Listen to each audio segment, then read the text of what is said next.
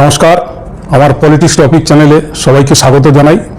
যারা এতদিন ধরে আমাকে সমর্থন করে এসেছেন বা আমার অনুষ্ঠান দেখেছেন, আশা করি সবার জন্যই মঙ্গল কামনা করি। ভালো থাকবেন, সুস্থ থাকবেন, নিজের প্রতি খেয়াল রাখবেন। আপনাদেরকে বলেছিলাম যে আমি যাই হোক না কেন রেজাল্ট, পালিয়ে যাব না, আসবো, আপনাদের সাথে আসবো। আপনাদের সাথেই আমার হৃদয়ের সম্পর্ক তৈরি হয়ে গেছে। অতএব আপনাদের কমেন্টগুলো যখন পড়ি তখন আপনাদের কথা যেরকম হৃদয়ে নেই, সেরকম আপনাদের কথা সর্বদাই ভাবি। তাই চলে আসলাম। যাই হোক, বাংলায় পরিবর্তন আপনি চেয়েছেন কি না চেয়েছেন, যারা পরিবর্তনকামী তারা হয়তো পরিবর্তন এর দিকে ভোট দিয়েছেন এবং পরিবর্তন হয়েছে। এটা বাস্তব, মেনে নিতে হবে আমাদেরকে যে গেরুয়া ঝড় বাংলায় বইছে। তো আজও আপনাদেরকে বিনীত অনুরোধ করি, যদি আমার অনুষ্ঠান ভালো লাগে অবশ্যই আমার চ্যানেলটিকে সাবস্ক্রাইব করে আমার পাশে থাকবেন, যাতে আপনাদের পাশে আমি থাকতে পারি এবং আপনাদের সাথে এই কথোপকথন হয় আমার, এবং আপনারা আপনাদের মন্তব্য আমাকে জানাতে পারেন। যাই হোক, এবার পরিবর্তন তো হলো বাংলায়। পরিবর্তন কিসের আশায় বাংলার মানুষ পরিবর্তন করেছে সেটা পরে আসছি। তার আগে বলছি, আজকের দিনে যেটা দেখলাম, 2011-তেও পরিবর্তন হয়েছে, পরিবর্তন হয়েছে 2021 সালে, প্রত্যাবর্তন হয়েছে 2016 সালে, প্রত্যাবর্তন হয়েছে। তখন কিন্তু আমরা এই দৃশ্য দেখিনি। তখন আমরা দেখিনি যে কাউন্টিং সেন্টারের বাইরে উভয় দলের কর্মীদের, শুধু শাসক দল ছিল যারা বা এখন যারা বিরোধী, তাদেরকে পিটিয়ে তাড়িয়ে দিচ্ছে সেন্ট্রাল বাহিনী, পুলিশ হতবাক হয়ে তাকিয়ে রয়েছে। এই দৃশ্য কিন্তু আমরা দেখিনি। ভাঙচুর, মারধর, আসানসোলে পার্টি অফিস জ্বালানো, এবং বহু জায়গায় দেখলাম কোনো এক মুসলিমকে ধরে ন্যাড়া করে দেওয়া হচ্ছে। এবার বলবেন আপনার কাছে প্রমাণ কি? আপনারা নিশ্চয়ই এতক্ষণ সোশ্যাল মিডিয়ার মাধ্যমে দেখেছেন, তাই আর প্রমাণগুলো তুলে ধরলাম না। আরেক জায়গায় দেখলাম একটি ছেলেকে, না হলে 200 লোক মিলে, একটি ছেলে কি দুটো ছেলেকে মিলে উপরে একবার ছুড়ে দিচ্ছে আর সবাই ক্যাশ লুটছে। যে ছেলেটিকে করছে তার বয়স না হলে 30-32 বছর। এগুলো পরিস্থিতি দেখলাম এবং পুলিশ হতভাগভাবে তাকিয়ে দেখছে। তো আমার প্রশ্নটা হলেই, আপনারা নিশ্চয়ই সুস্থ সমাজের মানুষ এবং আমার মতো বাঙালি এবং বাংলা প্রিয় মানুষ, তাই আপনাদের কাছে প্রশ্নগুলো রাখছি। আপনারই কোনো ভাই, সে হয়তো হিন্দু হোক চাই মুসলমান হোক, বাঙালি, বাংলায় বসবাস করে, তার প্রতি কোনো বাঙালি ভাই এই আচরণ করবে নিশ্চয়ই আপনি আশা করেননি। এই পরিবর্তন আপনি চাননি। তো শুরুতেই এই অবস্থা। এবং দেখলাম কিছু টোটো চালকদের ধমকানো, তাদের অফিসে ঢুকে ভাঙচুর করা, কিছু টোটো ইউনিয়নে গিয়ে ভাঙচুর করা, তাদের অফিসে ঝান্ডা লাগিয়ে দেওয়া। এগুলো কিন্তু স্বাভাবিকভাবেই পরিবর্তন হয়। এর জন্য মারধর করার কোনো দরকার ছিল না। অকাত কুকাত ভাষায় গালিগালাজ করা, এগুলো কোনো দরকার ছিল না। যা করেছেন, আপনাদের আবেগ আপনারা প্রকাশ করেছেন। এবার আপনারা হয়তো বলতে পারেন, আপনারাও যারা ছিল শাসক দল 15 বছরে এই করেছে, ওই করেছে, সেই করেছে, কিন্তু আপনারা তো বলেছেন সুশাসন দেবেন। আমি আর এই বিতর্কে যাচ্ছি না, কেননা একটা রাজ্যে একটা ধর্ষণ হতেই পারে, হয়ে এসছে। এটা মানে প্রত্যেকটা রাজ্যেই হয়েছে, কিন্তু তার মানে এই নয় যে শাসক দল করেছে। দুষ্কৃতীরা দুষ্কর্ম করেছে, এটা বহু রাজ্যে, বিজেপি শাসিত রাজ্যেই হয়েছে, বহু হয়েছে। এবং কেন্দ্রের সার্ভে রিপোর্টে বলেছে কলকাতার তুলনায় বা পশ্চিমবঙ্গের তুলনায় বিজেপি শাসিত রাজ্য অনেক বেশি। তাহলে শাসক দলের কর্মী নেতারা তো করেনি। অতএব আপনারা বলেছেন সুশাসন দেবেন। সুশাসন কাকে বলে? সুপ্রশাসন কাকে বলে? এখানকার পুলিশ মমতা ব্যানার্জি যদি দলদাস হয়ে থাকে, তা আজকেরই দেখলাম যে সেন্ট্রাল বাহিনীকে আমরা স্যালুট করি, যারা বর্ডার পাহারা দেয় আমাদের নিশ্চিন্তে ঘুমানোর জন্য, বা আমরা যাদের জন্য এত কঠিন অক্লান্ত পরিশ্রমের জন্য আমরা বেঁচে আছি বা আমাদের দেশ সুরক্ষিত আছে, তাদেরকে দলদাস বানিয়ে দিয়েছেন। তাদের সামনে, তাদের হাত থেকে লাঠি নিয়ে বিরোধী কর্মীরা নর্মালি দাঁড়িয়ে আছে, পেটাচ্ছে এই বিজেপির হারমাত বলতে আমি বাধ্য হলাম। কেননা আপনি যদি হারমাদের মতন আচরণ করেন তো আপনাকে তো বলবোই আমি। এই জন্য কিন্তু এই 15 বছরে দেখিনি যে কোনো সেন্ট্রাল বাহিনী বা কোনো পুলিশের হাত থেকে অস্ত্র নিয়ে, মানে লাঠি নিয়ে হোক, কোনো বিরোধী দলের কর্মীকে বা সমর্থককে বা সাধারণ মানুষকে প্রহার করেছে, এবং সেখানে পুলিশ হা করে তাকিয়ে রয়েছে। এই দৃশ্য কিন্তু আমি দেখিনি। কিন্তু এটাও দেখেছি এই 15 বছরে যদি তৃণমূলের কোনো কাউন্সিলর থেকে শুরু করে গলির নেতা বা কোনো আপার লেভেলের নেতা যদি এরকম কোনো নেতার আচরণ দেখেছে, তাকে কড়া ভাষায় ধমকি দিয়েছে এবং দল থেকেও তাকে কড়াভাবে তাকে যথারীতি ব্যবস্থা নিয়েছে। তাহলে আজকের আমরা কিন্তু দেখতে পেলাম শুরুতেই এরকম। হয়তো এরপরে দেখব অনেক তৃণমূলের পার্টি অফিস দখল হচ্ছে, বা রাস্তাঘাটে অনেকে মার খাচ্ছে, রাত্রবেলা বাড়ি ফিরছে নারীরা কতটা সুরক্ষিতভাবে ফিরবে সেটাও দেখব। সেটা দেখার জন্য অপেক্ষায় থাকলাম, আর আপনারাও দেখবেন। কিন্তু সব থেকে বড় প্রশ্ন হলো একটাই, বিজেপির একটা ইশতেহার রয়েছে, যে ইশতেহারে গ্রাম বাংলার সাধারণ মানুষ বা যারা অতি দরিদ্র মানুষ তারা অনেকটাই আশা করে আপনাদেরকে নিয়ে এসছে। যে ইশতেহারটা আপনারা প্রকাশ করেছেন, বাড়ি বাড়ি গিয়ে রিপ্লেটেড ভাবে ছাপিয়ে দিয়েছেন, সেই আশায় একরাশ স্বপ্ন নিয়ে আপনাদেরকে নির্বাচিত করেছে। সেখানে কি তাদের সেই আশা পূর্ণ হবে? যেরকম আমি কতগুলো নাম বলছি, অন্নপূর্ণা ভান্ডার 3,000 টাকা, মানে প্রত্যেকটা মহিলা 3,000 পাবে। বেকার ভাতা মাসিক 3,000 টাকা। সরকারি বাসে মহিলাদের বিনামূল্যে যাতায়াতের পরিষেবা। বার্ধক্য ও বিধবা ভাতা 3,000 টাকা।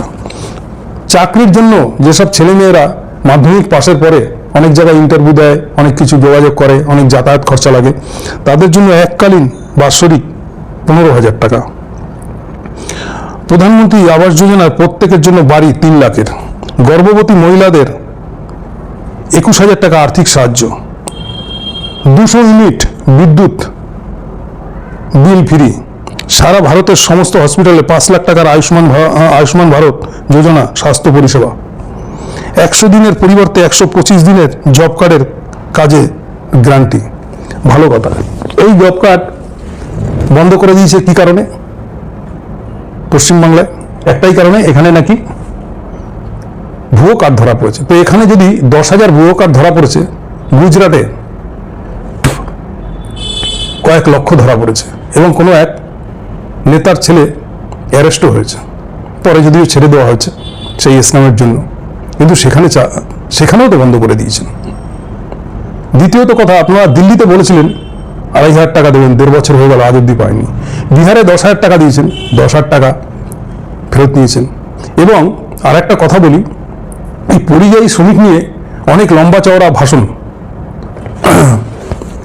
দিয়েছেন, যে পরিযায়ী শ্রমিক এখানে কাজ নেই, চাকরি নেই, তার জন্য পরিযায়ী শ্রমিকরা মহারাষ্ট্রে, আমি যে কতগুলো স্টেটের নাম বলছি, এই স্টেটগুলোতেই বেশি করে যায়, মহারাষ্ট্র, ব্যাঙ্গালোর, তামিলনাড়ু, কেরালা, এই স্টেটগুলোতে যায়। কিন্তু এর মধ্যে কেরালা, তামিলনাড়ু তো আপনাদের শাসিত না, আপনাদের বিরোধী শাসিত। এবং তার আগে, এই বিরোধীরা থাকার আগে সেখানে কর্মসংস্থানে আইটি সেক্টর বলুন আর যাই বলুন, কারখানা বলুন, কলকারখানা বলুন, যা করে গেছে সেটা তো কংগ্রেস সরকার করে গেছে। আর মহারাষ্ট্রে তো আপনারা এর পূর্বে ছিলেন না, শিবসেনা ছিল, তো তারা কর্মসংস্থানটা করে গেছে। বাহাদুরিটা আপনারা দেখাচ্ছেন এখন বর্তমানে, আপনারা নেতা কিনে নিয়ে, অজিত পাওয়ারের মতন নেতা ভাঙিয়ে ক্ষমতায় এসে সেখানে রাজ করছেন, আর বলছেন আমাদের রাজ্যে এসে, বিজেপি শাসিত রাজ্যে এসে বাংলার থেকে পরিযায়ী শ্রমিক কাজ করে।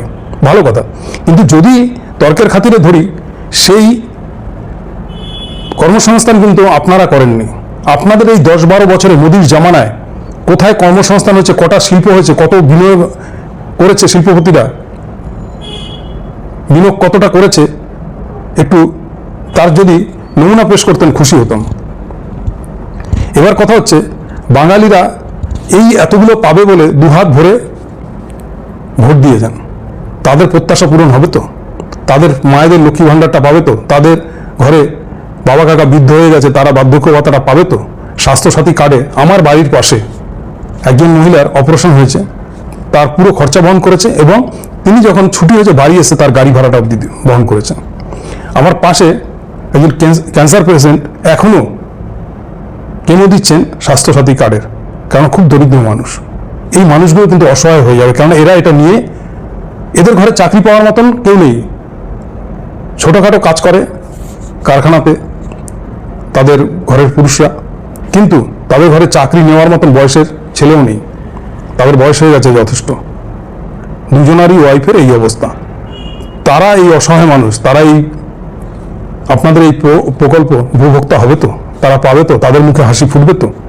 দ্বিতীয় কথা, চাকরি। আজকে দেখলাম একটা জিনিস দেখে আসলাম, এতদিন ধরে 2 কোটি চাকরি যিনি দেবেন বছরে বলেছেন, তিনি কোনো চাকরির সেন্ট্রালের চাকরির সন্ধান দিতে পারেনি, অথচ এখানে চাকরির বন্যা বইয়ে দেবে এরকম একটা। আরও দেখতে পাচ্ছি নবান্ন ঘেরাও করে রাখছেন, না ফাইল না চুরি হয়ে যায়। আরে ফাইল চুরি হলো আর থাকলো পরের কথা, আগে বাংলার মানুষ কতটা সুরক্ষিত থাকবে সেই জায়গাটা করুন। এবং যদি সত্যি বাস্তবায়িত হয়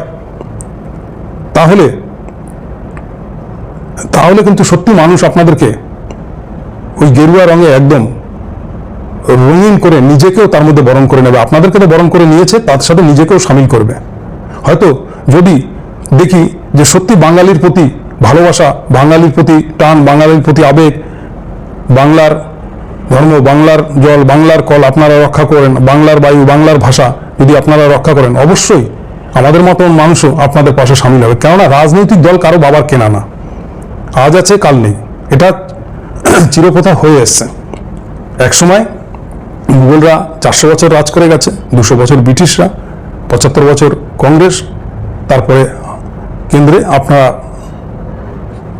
চালাচ্ছেন। এইবারে কথা হলো, ভারতবর্ষের মানুষ কিন্তু তাকিয়ে থাকে এই বাংলার দিকে, বাংলার বিরোধী দিকে। আজকে সেই বিরোধিতাটাও কেড়ে নেওয়া হলো। বাঙালিরা তো আনন্দে, বহু বাঙালি 40% হলেও বাঙালি আজকে আনন্দে লাফাচ্ছে যে পরিবর্তন এনেছি। কাদের নিয়ে পরিবর্তন এনেছেন? যাদের নিয়ে পরিবর্তন এনেছেন তারা প্রকৃত বাংলাকে কতটা ভালোবাসে, বাংলাকে কতটা সম্মান করে, সেটা দেখার জন্য অপেক্ষা থাকলো। এবং বাঙালির সিদ্ধারা বরাবরই কিন্তু সোজা, তার কারণ এই বাংলায় কিন্তু রবীন্দ্রনাথ, নজরুল, বহু বিপ্লবী, ক্ষুদিরাম বোস, নেতাজি সুভাষচন্দ্রের বাংলা। অতএব বাঙালির সকল বাঙালির কাছে একটাই আবেদন করব, বাঙালির সম্মানকে ম্লান হতে দেবেন না।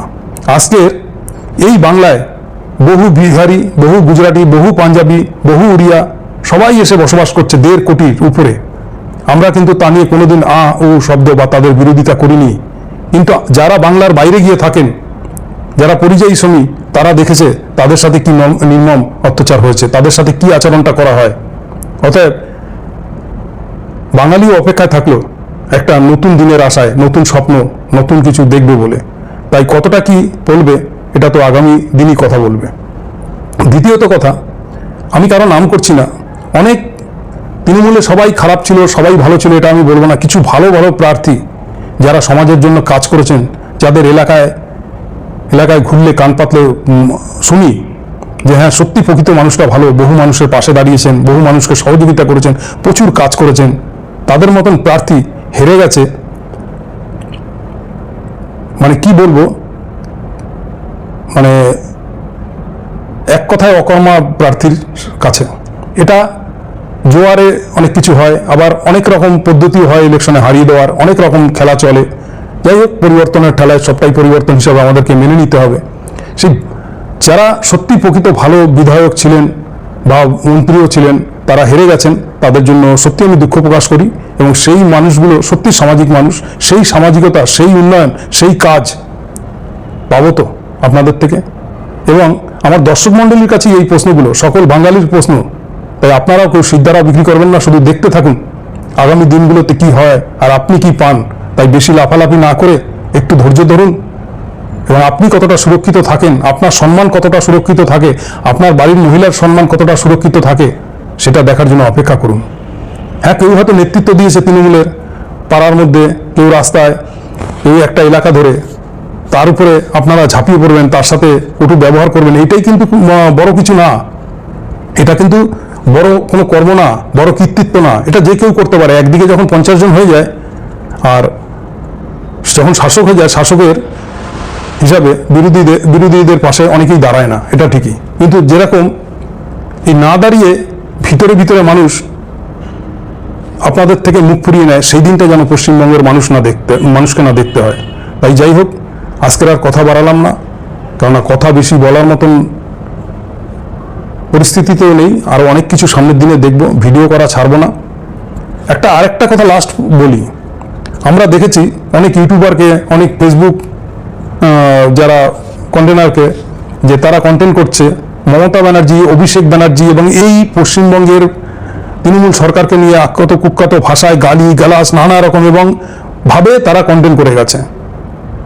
তাদের প্রতি কিন্তু কোনো তৃণমূল সরকার বলুন বা তৃণমূলের কোনো নেতাকর্মীরা কোনো বাজে রকম ব্যবহার করেনি, বা তারা যদি করতো তাহলে তারা কিন্তু এই কন্টেন্টগুলো বানাতে পারতো না বা ইউটিউবে তারা কাজ করতে পারতো না। তাই এটাও দেখার ব্যাপার আছে কতটা আমাদেরও বাক স্বাধীনতা আছে, কতটা আমরা কাজ করতে পারি এখন, সেটাও দেখব। সেই দিনের অপেক্ষায় থাকলাম। যাক, আর কথা না বাড়িয়ে ভিডিওটি এখানেই শেষ করলাম। কেমন লাগলো কথাগুলো, খারাপ লাগলেও বলবেন, ভালো লাগলেও বলবেন। অপেক্ষায় থাকলাম আপনাদের কমেন্টের আশায়। জয় হিন্দ, বন্দে মাতরম।